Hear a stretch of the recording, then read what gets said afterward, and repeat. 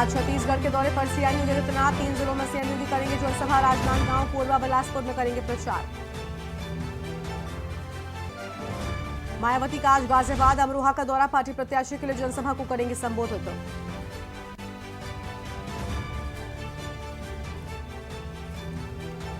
पच्चीस अप्रैल आगरा में प्रधानमंत्री मोदी और फतेहपुर सीकरी में सीएम योगी करेंगे चुनावी रैली। जनसभा करके चुनाव प्रचार को देंगे धार। लोकसभा चुनाव 2024 को लेकर आगरा में 28 अप्रैल को अखिलेश की रैली। जया बच्चन और डिंपल यादव भी करेंगे रोड शो। भाजपा प्रत्याशी सर्वेश सिंह का अंतिम संस्कार आज। शव यात्रा में शामिल होंगे सीएम व अन्य।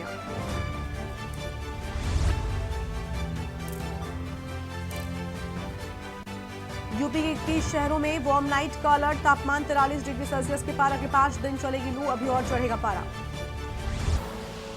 आप देख रहे हैं के न्यूज, खबरों का सारथी।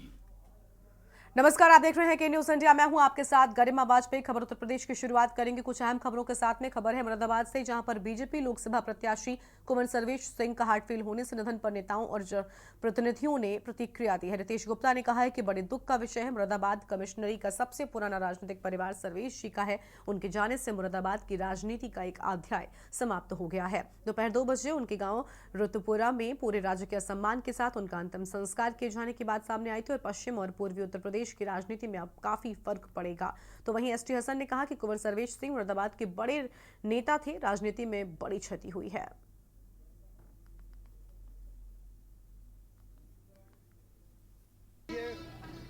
सर्वेश सिंह साहब हमारे मुरादाबाद के सीनियर नेता थे और उन्होंने काफ़ी अरसे तक यहाँ पर सियासत करी है।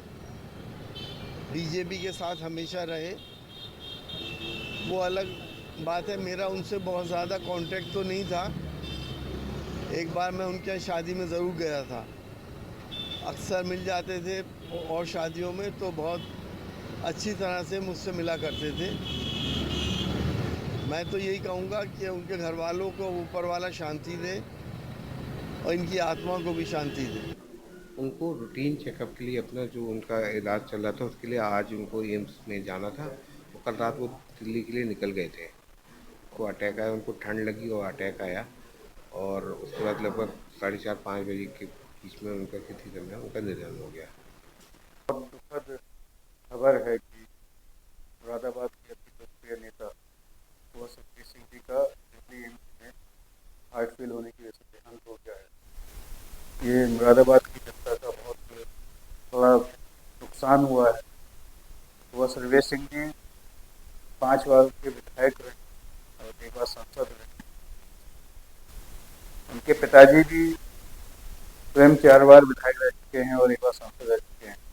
मुरादाबाद कमिश्नरी का सबसे पुराना राजनीतिक परिवार कुंवर सर्वेश सिंह जी का है। उनके बेटे कुंवर सुशांत सिंह जी ने बलापुर विधानसभा से 20 बार विधायक। उनके जाने से मुरादाबाद की राजनीति का एक अध्याय समाप्त हो गया है और पूरी जनता में, मुरादाबाद की जनता में लोकसभा में शोक की लहर है।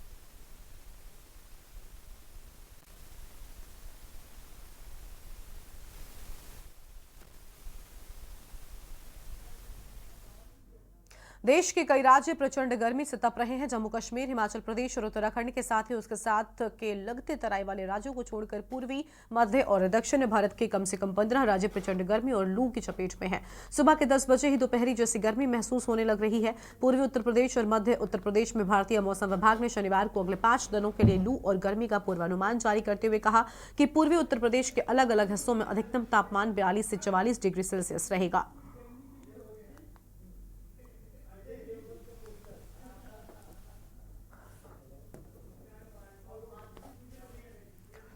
कानपुर विकलांग एसोसिएशन ने शास्त्रीनगर सेंट्रल पार्क बगिया में मतदाता जागरूकता गोष्ठी का आयोजन किया और मतदाता जागरूकता महारैली निकालकर आम जनता को मतदान के प्रति जागरूक किया है। ADM city doctor Rajesh Kumar ने मतदान के प्रति लोगों को जागरूक करते हुए कहा कि हर व्यक्ति का दायित्व है कि वो अपने मत का प्रयोग जरूर करे, जिससे एक अच्छी सरकार आ सके। निर्वाचन आयोग ने दिव्यांगजनों के प्रति अपनी उदारता का परिचय दिया है और इनका 100% मतदान कराने के लिए तमाम सुविधाएं बूथ लेवल पर उपलब्ध कराई है। विकलांग एसोसिएशन के कार्यकर्ता मतदाता जागरूकता रैली के दौरान हाथों में तख्ती लेकर पहुंचे हुए थे। आज यहाँ शास्त्री नगर के सेंट्रल पार्क में जो है दिव्यांग जनों का एक मतदाता जागरूकता का कार्यक्रम रखा गया है। इसमें जो है जिला दिव्यांगजन अधिकारी और जो है बीरेंद्र जी जो है इसको ऑर्गेनाइज किए हैं और यहाँ पे काफ़ी संख्या में दिव्यांगजन आए हैं और यहाँ पे मतदाता जागरूकता को लेकर के कार्यक्रम हुआ है और सभी दिव्यांगजनों ने एक संकल्प लिया है कि जो है वो इस बार के लोकसभा चुनाव में मतदान प्रतिशत को बढ़ाने का काम करेंगे, लोगों को प्रेरित करेंगे और अपने गांव मोहल्ले क्षेत्र में सबको जो प्रेरित करेंगे। इनको बताया भी गया है कि जो है निर्वाचन आयोग जो है बूथों पे क्या क्या सुविधाएं दे रही है, कर रहे हैं। दिव्यांगजनों के लिए सक्षम CI ऐप है, उसके आज ये रैली निकाली जा रही है। इस रैली का क्या उद्देश्य है, क्या रैली का उद्देश्य सिर्फ एक ही है कि ज़्यादा से ज़्यादा लोग मतदान करें। ये मतदाता जागरूकता रैली है और विकलांग एसोसिएशन ने जो है मतदाता जागरूकता रैली का आयोजन किया है। उसमें अपर जिलाधिकारी कानपुर नगर और जिला दिव्यांग जन सशक्तिकरण अधिकारी कानपुर नगर उपस्थित हुए हैं और उन्होंने जो मतदाता की समस्याएं हैं उनके बारे में भी उन्होंने अवगत कराया है और उसका समाधान भी बताया है। तो हम लोग ये चाहते हैं कि जब दिव्यांग मतदान कर सकता है तो दूसरे लोग क्यों नहीं कर सकते, ये संदेश देने का प्रयास किया गया। ये रैली कहाँ? यूपी के पीलीभीत में बेहद दर्दनाक हादसा सामने आया है, जहां पर शादी समारोह के दौरान अचानक से मिट्टी की कच्ची दीवार भरभराकर गिर गई और दीवार गिरने से शादी समारोह में शामिल होने आए करीब 1 दर्जन लोग दब गए। ग्रामीणों की मदद से सभी को बाहर निकाला गया है। एम्बुलेंस से सभी को बीसलपुर के सामुदायिक स्वास्थ्य केंद्र भर्ती कराया गया, जहां डॉक्टरों ने घायलों का इलाज कर जिला अस्पताल के लिए रेफर कर दिया है। पुलिस ने वहीं आपको बता दें कि शवों को कब्जे में लेकर पोस्टमार्टम के लिए भेज दिया है। मामला बीसलपुर का है। खाना चल रहा था। किस बात के लिए? खाना चल रहा था जी। गांव के रिश्तेदार सभी थे। किसकी शादी थी? लड़की की। अच्छा, क्या नाम है आपकी बेटी का? काजल। अच्छा, फिर क्या हुआ? खाना चल रहा था, अचानक जो दीवार गिर गई। दीवार गिरने के बाद क्या हुआ? सब लोग गांव के आ गए, निकालने लगे। अच्छा, कितने लोग घायल हुए? लगभग 10-11 हैं। अच्छा, किसी की मौत भी हुई है? चंद्रवीर महावीर 2 लोगों की मौत हुई है।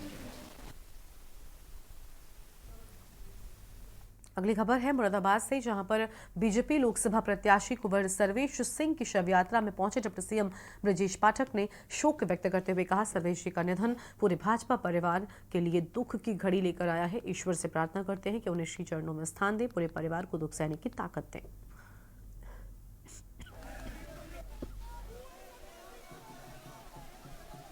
आज बहुत ही मन दुखी है। भारतीय जनता पार्टी के वरिष्ठ नेता, कई बार विधायक रहे, सांसद रहे, श्रद्धेय सर्वेश सिंह जी का आज आकस्मिक निधन हो गया। हम पूरा परिवार, भारतीय जनता पार्टी परिवार बहुत ही दुखी है, शोक की लहर है। हम सब ईश्वर से प्रार्थना करते हैं कि उन्हें अपने श्री चरणों में स्थान दें, उनके समर्थकों को, उनके अनुयायियों को, पूरे परिवार को असहनीय पीड़ा को सहने की ताकत दें। भारतीय जनता पार्टी पूरी तरह से परिवार के साथ खड़ी है और इस दुख की क्षण में सरकार भी सर्वेश जी के परिवार के साथ है। सर, पश्चिम की राजनीति में कितना फर्क पड़ेगा? बहुत अपूर्णीय क्षति है और बहुत परिस्थितियाँ हमारे सामने दुखी करने वाली हैं, चिंताजनक हैं, लेकिन ईश्वर से हम प्रार्थना करते हैं। अमरोहा के जोया रोड पर पहुंची पूर्व मुख्यमंत्री मायावती बोली, दानिश अली ने अमरोहा की जनता व हमारे साथ विश्वासघात किया है, इसलिए पार्टी से बाहर किया था। आपको बता दें कि उत्तर प्रदेश की पूर्व मुख्यमंत्री हेलीकॉप्टर से अमरोहा जनपद की जोया रोड पर पहुंची। इस दौरान बसपा नेताओं ने उनका जोरदार स्वागत किया और इस दौरान मायावती ने 2019 में बसपा से अमरोहा लोकसभा से सांसद बने दानिश अली पर हमला करते हुए कहा कि दानिश अली को अमरोहा की जनता और हमने जताकर संसद भेजा था। उस व्यक्ति ने ना तो हमारा मान सम्मान किया और ना ही अमरोहा की जनता का।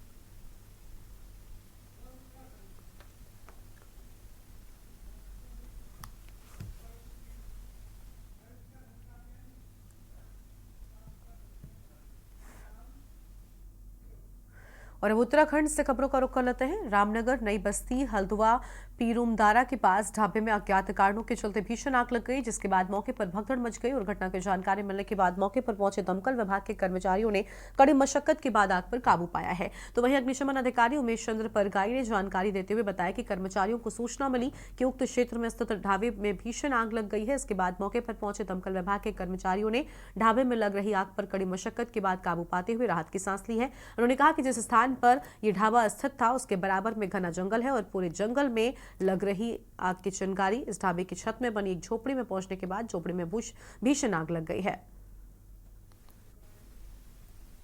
रात जो है 2:21 पर हमें सूचना मिली, नई बस्ती हल्द्वा के पास जो है जंगल में आग लगी हुई थी। वही आग जो है बीरदार ढाबा है एक वहाँ पर सूर्य प्रताप सिंह का, तो उसकी वहाँ से आग फैल करके जो है इनके उसमें भी लग गई। ढाबे के ऊपर बना हुआ था इनका छप्पर, तो उसे हमारी गाड़ी द्वारा जो है बुझाया गया और जिसमें डेयरी का सामान वगैरह रखा हुआ था तो वह नुकसान भी उसमें हुआ है। और शेष जो है उसके अभी देखेंगे उसको कि कितना नुकसान हुआ, क्या हुआ, बाद उसको जो है उसके नुकसान का आकलन किया जाएगा। और भाजपा के सदस्यता अभियान के तहत भाजपा मुख्यालय देहरादून में कांग्रेस के नेताओं को पार्टी की सदस्यता दिलवाई गई। और भाजपा प्रदेश अध्यक्ष महेंद्र भट्ट ने पटका पहनाकर कांग्रेस के 3 नेताओं को सदस्यता दिलवाई है, जिसमें सुरेश गंगवार, कांग्रेस के पूर्व राष्ट्रीय संयुक्त कोऑर्डिनेटर उधम सिंह नगर, पूर्व कांग्रेस जिला पंचायत अध्यक्ष रेणु गंगवार, इसके साथ ही पूर्व कैबिनेट मंत्री हरक सिंह रावत की बहू व कांग्रेस विधायक प्रत्याशी रही।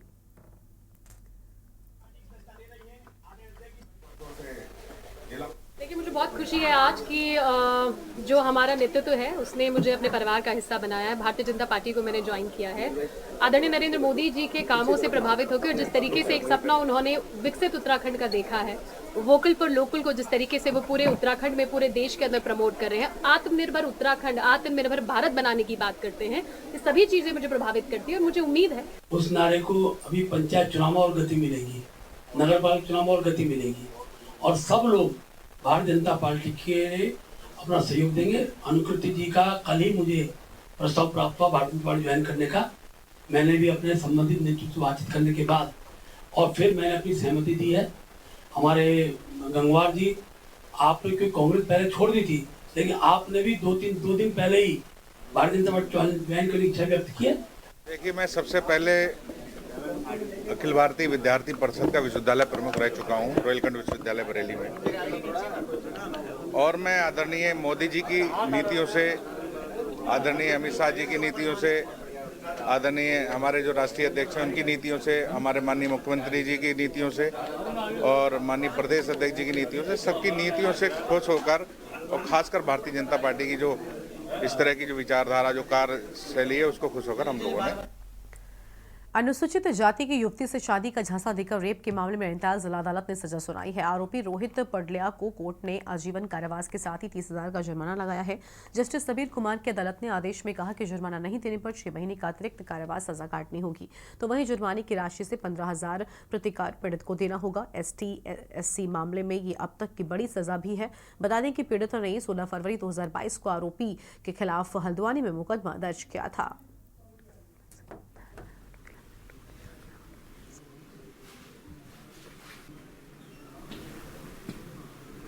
रोहित पीड़िया था, ये बम्बे अस्पताल में वार्ड बॉय के पद पर तैनात था।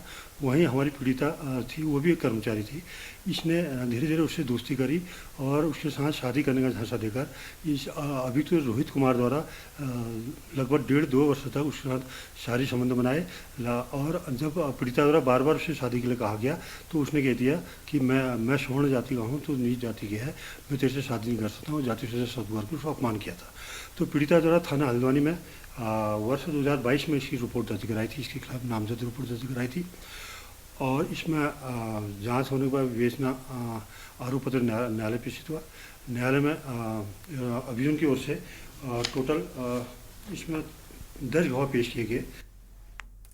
सचिवालय देहरादून स्थित मीडिया सेंटर में अपर मुख्य निर्वाचन अधिकारी विजय कुमार जोगदंडे ने प्रेस कॉन्फ्रेंस करते हुए उत्तराखंड में हुए मतदान के प्रतिशत का आंकड़ा जारी किया है।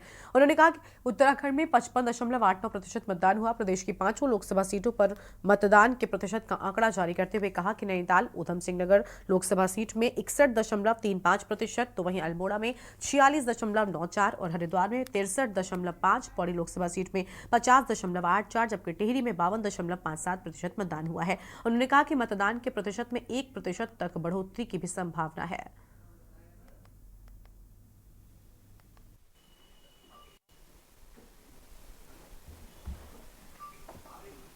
जैसे अल्मोड़ा लोकसभा सीट पर 46.94% का मतदान हुआ है। गढ़वाल लोकसभा सीट पर 50.84% का मतदान हुआ है। 50.84% का मतदान हुआ है। हरिद्वार लोकसभा सीट पर 63.5% का मतदान हुआ है। नैनीताल ऊधम सिंह नगर सीट पर 61.35% का मतदान हुआ है। 57 इसमें अभी भी 0.5 से लेके 1% तक का थोड़ा वेरिएशन आ सकती है। जहाँ पे अभी चक्रता पुरोला जहाँ पर अभी ये डेटा फीडिंग चल रही होगी, वहाँ का थोड़ा अंतर इसमें और संभव हो सकता है।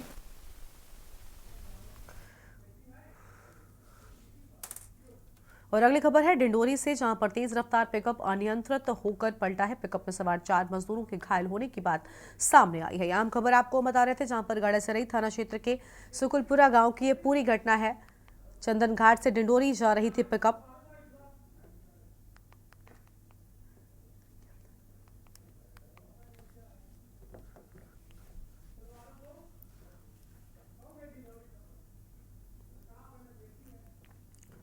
तो यह अहम जानकारी आपको हम बता रहे थे, जहां पर पिकअप पलट गया।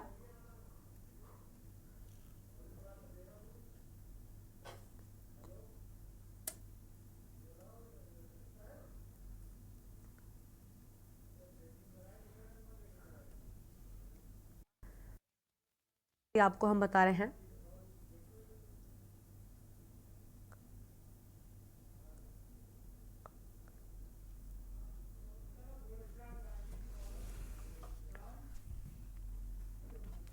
और जिले में अवैध मादक पदार्थ तस्करों के विरुद्ध प्रभारी कार्यवाही हेतु पुलिस अधीक्षक राहुल कुमार लोढ़ा के द्वारा सभी थाना प्रभारियों को निर्देशित किया गया। इससे अतिरिक्त पुलिस अधीक्षक व नगर पुलिस अधीक्षक, थाना प्रभारी जावरा, शहर निरीक्षक के मार्गदर्शन में टीम के साथ मुखबिर सूचना पर रतलामी नाका से मादक पदार्थ की तस्करी करने वाले 2 आरोपियों को गिरफ्तार किया गया है।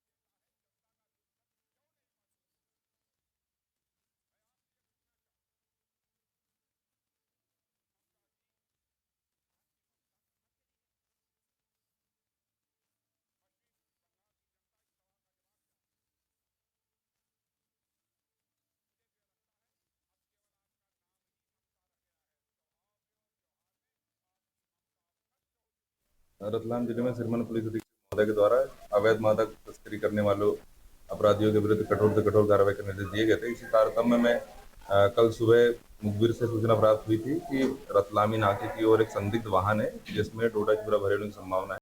इस पर तत्काल कार्रवाई करते हुए थाना प्रभारी जावरा शहर जितेंद्र सिंह के द्वारा एक टीम गठित की गई और मौके पर पहुंचकर उक्त वाहन की घेराबंदी की गई, जिसमें 2 व्यक्ति और साथ में लगभग 6 बोरों में लगभग 120 किलो डोडा चूरा भरा मिला। क्या कीमत होगी और ये कहां से कहां गया? डोडा चूरा लगभग 3 लाख के आसपास इसकी कीमत है और इसके अलावा जो वाहन है इसमें जब्त हुआ जिससे परिवहन कर रहे थे 5 लाख के आसपास कीमत है। कुल मसरूफा 8 लाख का जब्त हुआ इस पर।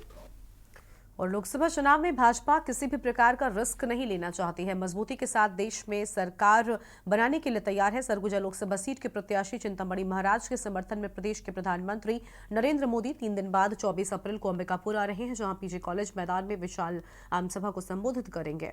शक्तिशाली नेतृत्व करते प्रधानमंत्री मोदी अंबिकापुर पहुंच रहे हैं, ऐसी बातें सामने आई हैं और इसे लेकर तैयारियां जोर शोर से चल रही हैं।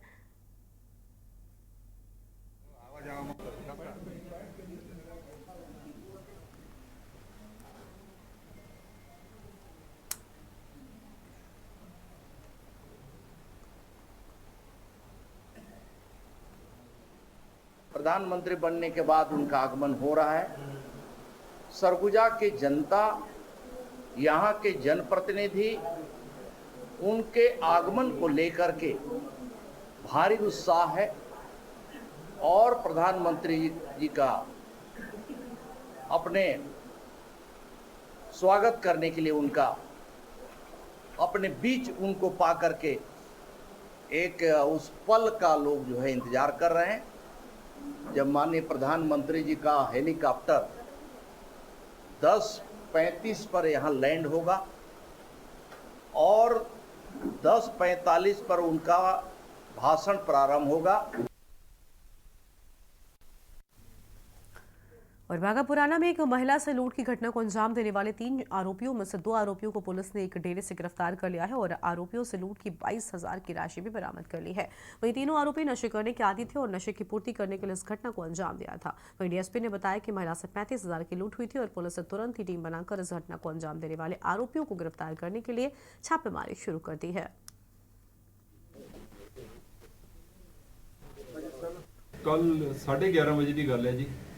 ये परमजीत कौर पत्नी बलविंदर सिंह वासी राजेआना, जिन्हों की उम्र तकरीबन 55 साल है, ये बैंक च पैसे पहले इन्होंने जमे कराए ने, फिर कुछ पैसे इन्होंने मोगा ज्वेलर जोड़े है उन्होंने देने से, कुछ गहने बनवाए थे इन्होंने पिछले दिनों वो पैसे देने लिए जो जा रहे सी तो एक वरना कार पिछों आई तो वो चों एक जवान उतर के खंबे नाल खड़ गया मोगा ज्वेलर के अगे, तो जो ये पौड़ी चढ़न नहीं लगी उन्होंने दुकान पर, तो इनका पर्स खो के वो भज गए। तो इन्हें भी पीछा किया कार का हैंडल फड़ के, पर वो काबू नहीं आए। फिर साढ़े पीसीआर वाले जो चौंक खड़े ने उन्होंने पीछा किया तो उन्होंने तो कार का सही नंबर नहीं ट्रेस होया सी, जिहड़ा कि बाद च नंबर जो सही ट्रेस हो गया तो सानू पता लग गया कि ये गड्डी जिहड़ी हैगी है कि ये रोडे पिंड की हैगी है। फिर असी टीमां आपदियां सारियां लगाइयां इस काम ते दोने मेरे SHO वख-वख टीमां साड़ियां पीसीआर दियां सारे ने लग के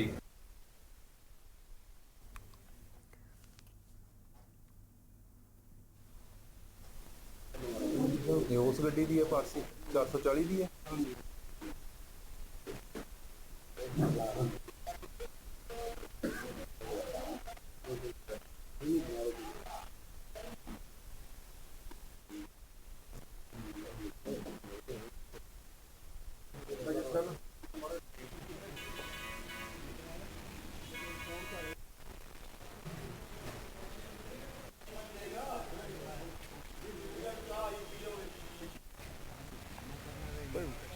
वरना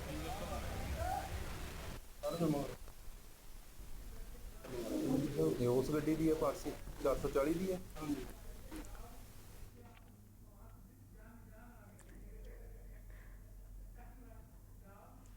और अब सीधा आपको छत्तीसगढ़ के बिलासपुर लेकर चलते हैं। मुख्यमंत्री योगी क्या कुछ कह रहे सुनाते हैं। वो जो उठाए प्रण 3 का संकल्प इसी धरा पर उन्होंने लेकर के इस धरती को राक्षस विहीन करने के अभियान का शुभारंभ किया था। यहाँ के कण कण में राम का स्मृतियां छुपी हुई है और कांग्रेस के लोग कहते हैं राम हुए ही नहीं, और जब अयोध्या में राम मंदिर बन गया तब कांग्रेस के लोग कहते हैं कि राम तो सबके हैं। बहनों और भाइयों, ये कांग्रेस का दोहरा चरित्र है, इसको समझने की आवश्यकता है। कांग्रेस को कोई भी कार्य अच्छा नहीं लगता और जब भी कोई जिम्मेदारी दी जाती है कांग्रेस उसको किस तरीके से अव्यवस्था और अराजकता का शिकार बना देता है। यह देश आजाद हुआ 1947 में, देश की सत्ता कांग्रेस के हाथों में आई कांग्रेस ने देश को समृद्धि की ओर ले जाने की बजाय अव्यवस्था, अराजकता, जातिवाद, भाषावाद, क्षेत्रवाद, आतंकवाद, नक्सलवाद इधर धकेल दिया, भ्रष्टाचार की ओर ढकेल दिया, अराजकता पैदा कर दी। जानबूझ करके देश के संविधान में ऐसे ऐसे प्रावधान करने के प्रयास किए गए जो बाबा साहब भीमराव अंबेडकर को भी अपमानित कर रहे थे। और बहनों और भाइयों, जो देश के अंदर आतंकवाद और अलगाववाद को बढ़ावा दे रहे थे, उसी में एक प्रावधान उन्होंने जोड़ा था, धारा 370 का। भारत के मूल संविधान में नहीं, 1952 में एक संशोधन के माध्यम से कश्मीर के लिए विशेष प्रावधान कर दिया गया और उसी के खिलाफ भारतीय जनसंघ के संस्थापक डॉक्टर श्यामा प्रसाद मुखर्जी को अपना आंदोलन चलाना पड़ा था। तब उन्होंने एक नारा दिया था, एक देश में दो विधान, दो विधान, दो निशान, नहीं चलेंगे, नहीं चलेंगे। भाइयों, डॉक्टर श्यामा प्रसाद मुखर्जी ने अपने आप को बलिदान कर दिया कश्मीर को भारत का हिस्सा बनाने के लिए। और इसीलिए भारतीय जनसंघ और भारतीय जनता पार्टी का एक एक कार्यकर्ता नारा लगाता था, जाओ हे बलिदान मुखर्जी, कश्मीर हमारा है। बहनों और भाइयों, 65 वर्ष तक कांग्रेस के लोग कुछ नहीं कर पाए। अंततः जब मोदी जी प्रधानमंत्री बने, अमित शाह जी गृह मंत्री बने, कश्मीर की धारा 370 समाप्त हुई और आज कश्मीर विकास लोकतंत्र की मुख्य धारा के साथ जुड़ करके एक भारत श्रेष्ठ भारत का हिस्सा बना हुआ है। बहनों और भाइयों, कश्मीर में धारा 370 काटना आतंकवाद की ताबूत में अंतिम कील है। अब आतंकवाद भारत की धरती पर पनप नहीं पाएगा। आपने पिछले 10 वर्ष में देखा होगा, आतंकवादी पहले भी विस्फोट कर देते थे, निर्दोष लोग मारे जाते थे, सरेआम पाकिस्तान समर्थन करता था। और आज स्थिति क्या है? उस समय कांग्रेस की सरकार हुआ करती थी, वो कुछ नहीं बोलती थी, कुछ नहीं करती थी, कहती थी हम देखेंगे। और आज अगर कहीं पे पटाखा जोर से फूट जाए ना, तो पाकिस्तान पहले सफाई देता कि साहब मेरा कोई हाथ नहीं है, क्योंकि इसे मालूम है कि अगर किसी आतंकी वारदात में पाकिस्तान का हाथ होगा और आतंकवादी पाकिस्तान के अंदर छुपे होंगे, तो पाकिस्तान को लेने के देने पड़ जाएंगे। भय बिनु हो ही न प्रीति, ये जो प्रीति है ये बिना भय के नहीं है। और इसलिए बहनों और भाइयों, आपने देखा होगा 1947 में पाकिस्तान बड़े ठसक के साथ बना था, भारत का विभाजन करके पाकिस्तान बना था। जितनी जनसंख्या थी उससे ज्यादा भूभाग मिला, उर्वरा भूमि मिली। आप देख सकते हैं पाकिस्तान की कुल आबादी 23-24 करोड़, उत्तर प्रदेश की आबादी से भी कम है। और बहनों और भाइयों, वहां लोग भूखों मर रहे हैं। भारत के अंदर 80 करोड़ लोग पिछले 4 वर्ष से और यहां पर पिछले 20 वर्ष से फ्री में राशन की सुविधा का लाभ प्राप्त कर रहे हैं छत्तीसगढ़ में। मोदी जी 80 करोड़ लोगों को देश के अंदर 4 वर्ष से फ्री में राशन दे रहे हैं। अगले 5 वर्ष तक ये जारी रहेगा। आपने बदलते हुए भारत को देखा है और आप भी कह सकते हैं हमने भारत का वह दौर देखा है जो विकसित भारत की आधारशिला बन रहा था। आप में से हर व्यक्ति इस गौरव की अनुभूति कर सकता है, आने वाली पीढ़ी को बता सकता है कि हम भी इसमें योगदान दिए हैं। किसी वोट दे करके कोई हनुमान बन करके काम किया होगा, कोई जामवंत बन के काम किया होगा, कोई अंगद बन करके काम किया होगा और किसी ने गहरी की तरह ही अपना योगदान दे करके विकसित भारत की संकल्पना को साकार करने में अपना योगदान दिया होगा। और ये कहने के लिए हम सबके पास एक अवसर होगा और इसी का आह्वान करने के लिए हम लोग आज आपके पास आए हैं कि बदलते हुए भारत को आपने देखा है। यहाँ पे दुनिया के अंदर भी सम्मान है, सीमाएं सुरक्षित हैं, आतंकवाद, नक्सलवाद और उग्रवाद समाप्त की ओर है, बड़े बड़े इंफ्रास्ट्रक्चर के कार्य हो रहे हैं, highway, railway, metro, IIT, IIM, AIIMS, 1 district 1 medical college, हर घर नल की योजना और गरीब कल्याणकारी योजनाओं को 80 करोड़ लोग फ्री में राशन की सुविधा का लाभ प्राप्त कर रहे हैं। कांग्रेस के शासन में लोग भूखों मरते थे, 60 करोड़ लोगों को देश के अंदर आयुष्मान भारत का 5 लाख रुपए का स्वास्थ्य बीमा का कवर मिल गया है। 50 करोड़ गरीबों के लिए जनधन अकाउंट खुल गए हैं। 12 करोड़ गरीब किसानों को प्रधानमंत्री किसान सम्मान निधि की सौगात मिल रही है। बहनों और भाइयों, 12 करोड़ गरीबों के घर में शौचालय बन गए। 10 करोड़ गरीब महिलाओं को महिला स्वयंसेवी समूह के माध्यम से आर्थिक स्वावलंबन की ओर अग्रसर किया गया और 10 करोड़ परिवारों को उज्ज्वला योजना का फ्री में रसोई गैस का सिलेंडर भी प्राप्त हुआ है। 4 करोड़ गरीबों के लिए मकान बने। अकेले उत्तर प्रदेश में 56 लाख गरीबों के मकान बन गए हैं। ये तो छत्तीसगढ़ में भूपेश बघेल की सरकार ने 18 लाख गरीबों के मकान रोक दे, नहीं तो यहाँ भी 18 लाख गरीबों को मकान मिल जाते। और अब विष्णुदेव साय के नेतृत्व की भारतीय जनता पार्टी की सरकार भारत सरकार को लिख के दे दी है कि हम अपना शेयर देंगे, हमारा पैसा दीजिए, हम भी यहाँ पे 18 लाख गरीबों को मकान देंगे और चुनाव के तत्काल बाद 18 लाख गरीबों को मकान मिलने वाला है। बहनों और भाइयों, ये काम मोदी जी के नेतृत्व में हुआ है। नौजवान के लिए आजीविका है, गरीब के लिए आवास है। तो आपकी आस्था के लिए अयोध्या में प्रभु राम का भव्य मंदिर का निर्माण भी है। क्या कांग्रेस से काम कर पाती? क्या कांग्रेस से करती? क्या 3 तलाक की कुप्रथा को कांग्रेस समाप्त करती? क्या आतंकवाद और नक्सलवाद के खिलाफ क्या कांग्रेस के लोग लड़ पाएंगे? क्या अयोध्या में राम मंदिर का निर्माण क्या कांग्रेस के लोग कर पाते? क्या एक गरीबों को राशन क्या कांग्रेस दे पाती? क्या बहनों और भाइयों, कांग्रेस का पेट तो इतना बड़ा है वो कभी भरने वाला नहीं है। वो गरीबों के हकों में डकैती डालते हैं और इसीलिए कांग्रेस समस्या का नाम है, भारतीय जनता पार्टी उसका समाधान है।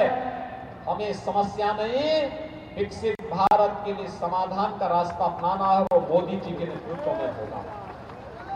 ये जो परिवर्तन 10 वर्षों में आप देख रहे हैं देश के अंदर, बहनों भाइयों, ये परिवर्तन आपके वोट ने किया है। मोदी जी नेतृत्व कर रहे हैं, उनका मार्गदर्शन है,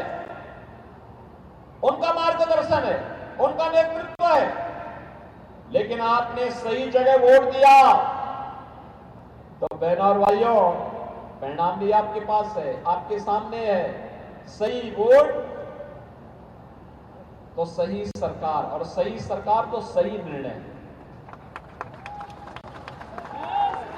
जब वोट गलत जगह जाता है तो गलत सरकार बनती है। घोटाले पे घोटाले होते हैं, कहीं शराब घोटाला, कहीं कोयला घोटाला, कहीं पीएससी घोटाला, और घोटाले में घोटाले, कहीं गोबर का घोटाला भी हो जाता है। यानी घोटालों की एक श्रृंखला एक कांग्रेस की पहचान बन चुकी है। गरीबों को राशन नहीं देते थे, आतंकवादियों को बिरयानी खिलाते थे। कांग्रेस की सरकार में यही होता था ना बहनों और भाइयों। इसीलिए हम लोग आए छत्तीसगढ़ में, आपने विधानसभा चुनाव में अच्छे विधायक चुन करके भेजे। आज सरकार यहां पे कार्य कर रही है, बहुत अच्छा काम कर रही है। दोनों सरकारें एक विचारधारा कर एक पार्टी की होती है तो विकास कई गुना आगे बढ़ता है। इसका उदाहरण आपके सामने उत्तर प्रदेश है। 2017 के पहले उत्तर प्रदेश में कोई जाना नहीं चाहता था। हर दूसरे तीसरे दिन दंगे होते थे, कर्फ्यू लगता था महीनों महीनों, अयोध्या का नाम सुनने से लोग डरते थे, काफी लोग पहले से ही काम जाते थे,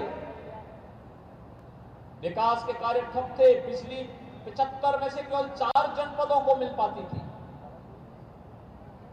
बहनों और भाइयों, बेटी और व्यापारी सुरक्षित थे और आज भाजपा की केंद्र और राज्य सरकार होने का परिणाम क्या है?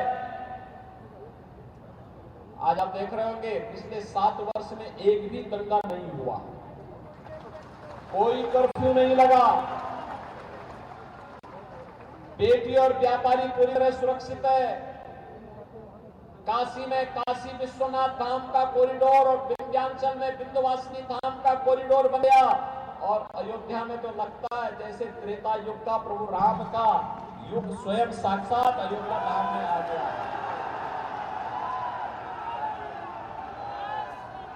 एक तरफ अयोध्या में प्रभु राम साक्षात विराजमान हो गए हैं और दूसरी तरफ उत्तर प्रदेश के माफिया और अपराधियों का राम नाम सत्य है भी हो गया है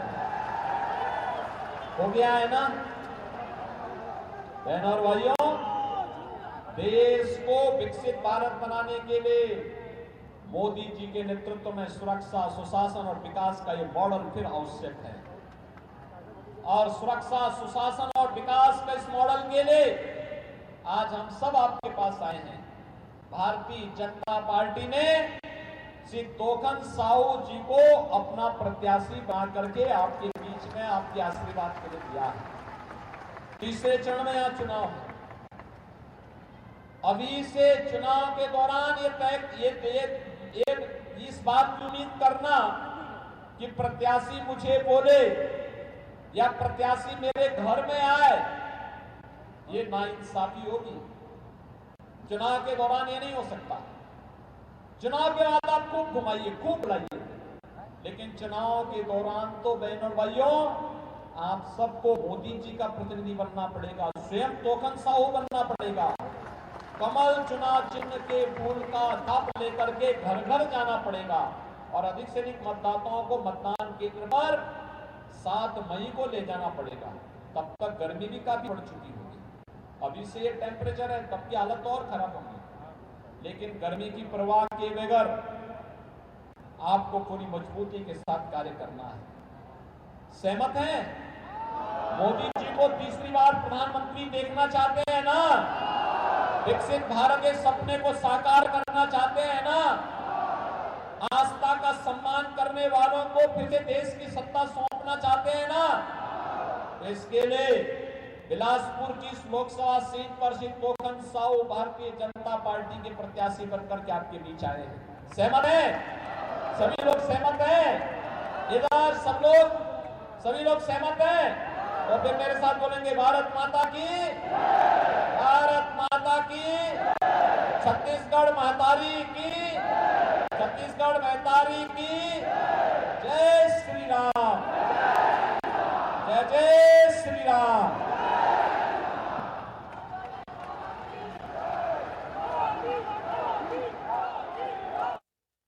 से आप सुन रहे थे मुख्यमंत्री योगी आदित्यनाथ को। अब आगे बढ़ते हैं खबरों की ओर। आगरा से बड़ी जानकारी आपको हम बताते हैं। इस बीच आगरा से बड़ी खबर, यमुना एक्सप्रेस वे पर बड़ा हादसा होने की बात सामने आई है। तो आगरा यमुना एक्सप्रेस वे पर बड़ा हादसा, डिवाइडर से टकराकर पलटी बारातियों की कार। हादसे में 5 लोगों की मौत, 3 लोगों के गंभीर रूप से घायल होने की बात सामने आई है। ये बड़ी खबर आपको हम बता रहे हैं। 2 घायलों को दिल्ली के लिए रेफर कर दिया गया है। अहम जानकारी आपको हम बता दें, जहां पर दिल्ली से देवरिया जा रही थी बारात, तो दिल्ली से देवरिया बारात जा रही थी। ये बड़ी जानकारी आपको हम बता रहे हैं। कुबेरपुर इंटरचेंज से खबर, दिल्ली से देवरिया बारात जा रही थी। आगरा से बड़ी जानकारी आपको हम बता दें, कुबेरपुर इंटरचेंज के कर्व पर हादसा हुआ है। यमुना एक्सप्रेसवे पर बड़ा हादसा और डिवाइडर से टकराकर पलटी बारातियों की कार। बड़ी खबर आपको हम बता रहे हैं।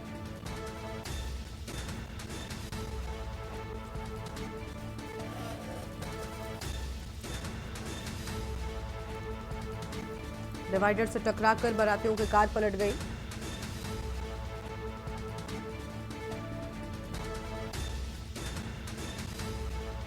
दो घायलों को दिल्ली रेफर किया गया है।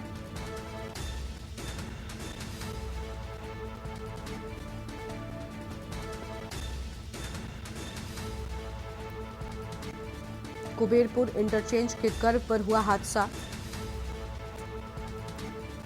अजेंद्र चौहान हमारे साथ में जुड़ चुके हैं। अजेंद्र, बड़ा हादसा है, 5 बारातियों की मौत हुई है, क्या वजह है? तेज रफ्तार के चलते क्या हादसा हुआ था?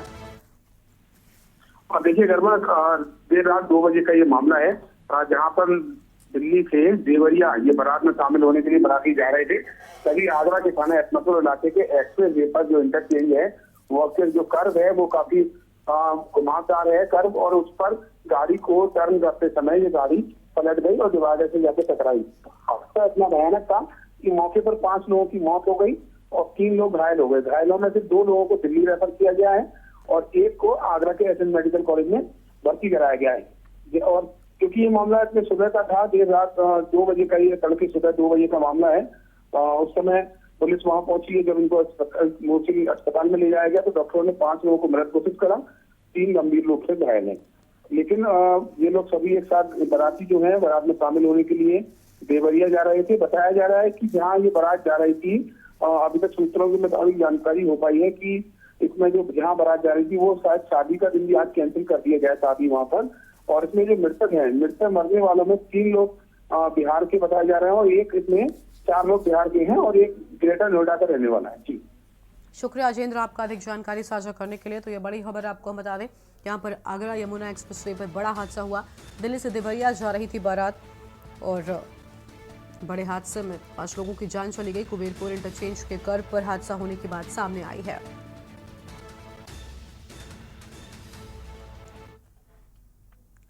और खैरागढ़ में विधायक यशोदा नीलांबर वर्मा को आड़े हाथ लेते हुए राजघराने में बड़ी लोकसभा चुनाव को लेकर सरगर्मी। स्वर्गीय राजा देवव्रत सिंह की पत्नी रानी विभा सिंह ने राजनांदगांव लोकसभा प्रत्याशी छत्तीसगढ़ के पूर्व मुख्यमंत्री भूपेश बघेल पर एक के बाद एक कई गंभीर आरोप लगा दिए। तो वहीं कांग्रेस पार्टी के ऊपर आरोप लगाते हुए रानी विभा सिंह ने एक वीडियो जारी किया जिसमें उन्होंने कहा कि भूपेश बघेल चुनाव में वोट बटोरने के लिए पद्मा देवी को वर्तमान पत्नी बताकर क्षेत्र में भोली भाली जनता को धोखा दे रहे हैं।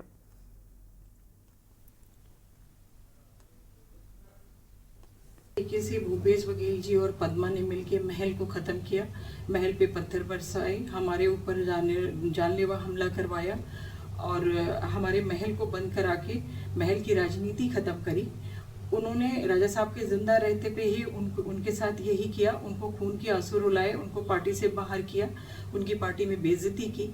इतनी पुरानी हमारा रिश्ता था कांग्रेस के साथ, पुराने कई जनरेशन से, फिर भी राजा साहब की इज्जत नहीं रखी गई, उनको बाहर आना पड़ा पार्टी से।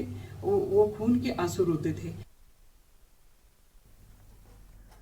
जबलपुर के सरदार पटेल लॉ कॉलेज पिपरिया खमरिया में Madhya Pradesh counselling of science and technology Bhopal के सहयोग से 2 दिवसीय seminar right to privacy emerging issues challenges and solution विषय पर आयोजित नेशनल प्रोग्राम का भव्य उद्घाटन महाविद्यालय में हुआ है, जिसके मुख्य अतिथि के रूप में उपस्थित डॉक्टर मनोज सिन्हा कुलपति वम शास्त्र और विशिष्ट अतिथि के रूप में सुनीता शर्मा अध्यक्ष व अन्य मौजूद रहे।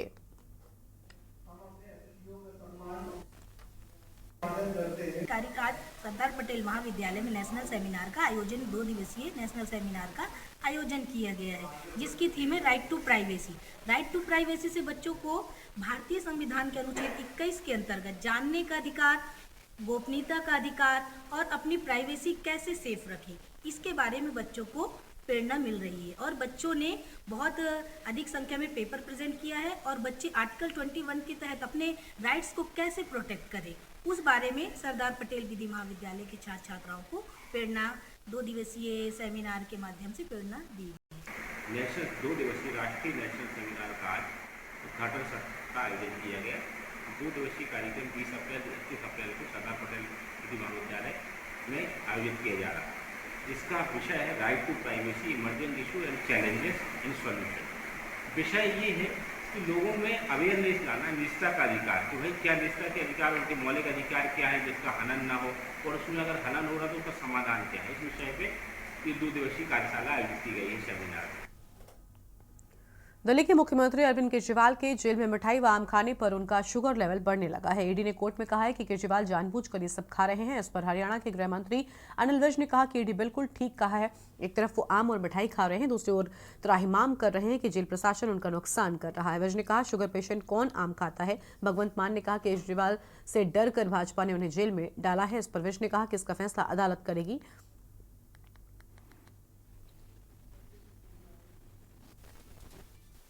बिल्कुल ठीक है। एक तरफ तो खा रहे हैं आम, एक तरफ खा रहे हैं मिठाई, दूसरी तरफ त्राहिमाम आरोप लगा रहे हैं कि उनका नुकसान करने का जेल प्रशासन सोच रहा। अरे भाई, शुगर वाला कौन आदमी आम खाता है? कोई भी आम नहीं खाता। और आप आम खा रहे हो, ये तो जानबूझकर बीमार होना चाहते हैं। और पहले दिन तो कह रहे थे आतंकवादियों वाला हमारे साथ व्यवहार हो रहा। अबे, आतंकवादियों को कोई मिठाइयाँ खिलाता, कोई आम खिलाता उनको। दूसरे दिन कह रहे हैं आम खाए जा रहे हैं। तो ये सारे बहाने बनाए जा रहे हैं किसी प्रकार से जेल से छूटने के लिए।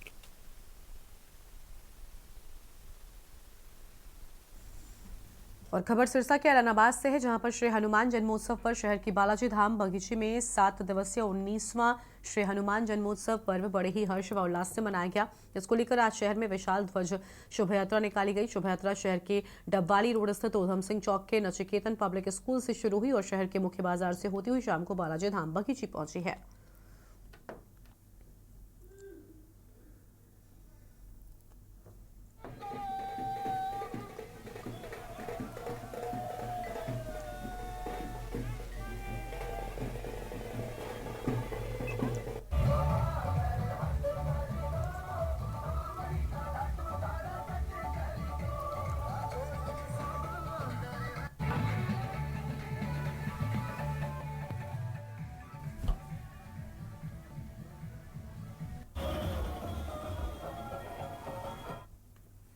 पश्चिम बंगाल का पुरुलिया भीषण गर्मी की चपेट में है। यहाँ 40 डिग्री सेल्सियस ज्यादा तापमान दर्ज किया गया है। लोगों को घर से निकलने के पहले जरूरी सावधानियां बरतने की सलाह दी जा रही है। तो वहीं मौसम विभाग ने आने वाले दिनों में गर्मी बढ़ने का अलर्ट भी जारी कर दिया है।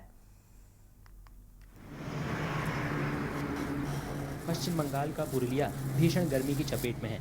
यहाँ 40 डिग्री सेल्सियस से ज्यादा तापमान दर्ज किया गया है। लोगों को घर से निकलने से पहले जरूरी सावधानियां बरतने की सलाह दी जा रही है। टेम्परेचर तो बढ़ रहा है, तो सब रिपोर्ट में भी है, हम लोग भी देख रहा है। तो इस टाइम जो करना है कि आप घर से 10-11 का बाद मत निकालिए। और अगर आपका बाहर में जाना ज़रूरी है तो थोड़ा प्रोटेक्शन लेके जाइए। मुंह का और सिर ये कोई कपड़ा दे के ढक दीजिए। और पानी बार बार पानी पीजिए। और ORS पाउडर, नहीं तो नून चीनी जो शरबत हम बोलता है वो शरबत पीजिए। तपती गर्मी से लोगों को भारी परेशानियां झेलनी पड़ रही हैं। यहाँ तक कि काम पर जाने के लिए भी घर से निकलना मुश्किल हो रहा है। हम लोग का पुरुलिया में मतलब बहुत ज़्यादा गर्म है। असली काम होते कि इतना पसीना होते। और इस बार मेरे ख्याल से तो इस बार मतलब क्या करूंगा पता नहीं है। अभी तो 42 डिग्री चल रहा है। आगे क्या बढ़ेगा, मतलब हम लोग जैसे एकदम साधारण आदमी का बहुत तकलीफ है। जो लोग AC वगैरह में रहता है वो लोग का कोई तकलीफ नहीं है, मगर हम लोग जो लोग एकदम ऑर्डिनरी आदमी है, हम लोग को तो बहुत तकलीफ है। मौसम विभाग ने अगले कुछ दिनों तक पश्चिम बंगाल के कुछ हिस्सों में लू चलने का अनुमान लगाया है और ऑरेंज अलर्ट जारी किया है। जब तक बेहद जरूरी ना हो तब तक लोगों को दिन में घर से बाहर ना निकलने की भी सलाह दी गई है। मुंबई के साइबर सुरक्षा इंजीनियर के नाम तरह तरह के रूबिक क्यूब हल करने के 5 गिनीज वर्ल्ड रिकॉर्ड दर्ज है। उन्हें पानी के भीतर साइकिलिंग, स्काई डाइविंग और बंजी जंपिंग करते हुए रूबिक क्यूब हल करने का अनूठा गौरव हासिल है। एक रिपोर्ट देखिए। मुंबई के साइबर सुरक्षा इंजीनियर के नाम तरह तरह के रूबिक क्यूब हल करने के 5 गिनीज वर्ल्ड रिकॉर्ड दर्ज हैं। उन्हें पानी के भीतर साइकिलिंग, स्काई डाइविंग और बंगी जंपिंग करते हुए रूबिक क्यूब हल करने का अनूठा गौरव हासिल है। पेशे से IT engineer Chinmay Prabhu speed cubing के शौकीन हैं। इसमें रिकॉर्ड समय में रूबिक क्यूब हल करना शामिल है।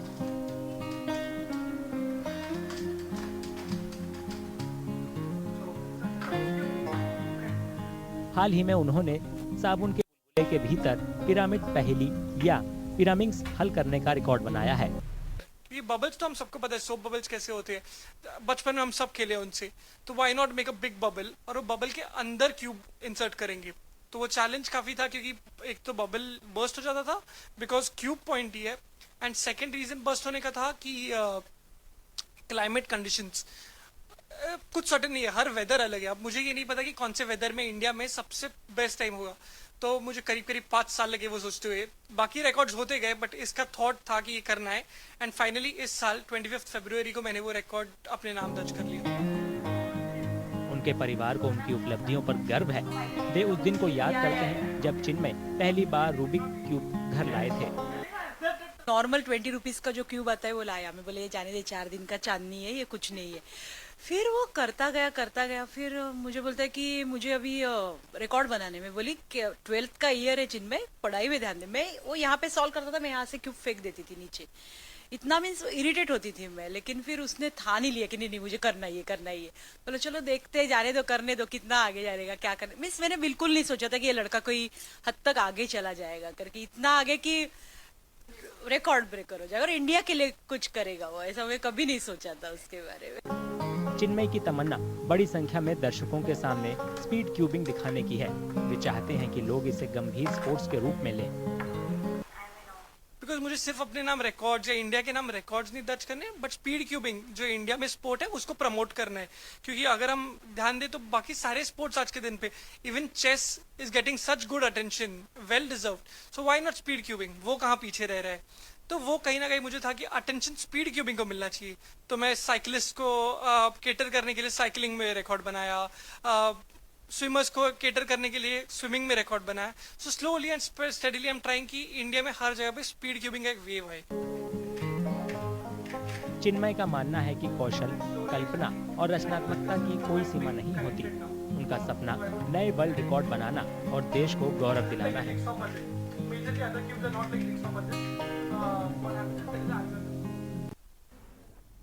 और इस बुलेटिन में इतना ही। आप देख रहे हैं के न्यूज़ इंडिया। नमस्कार।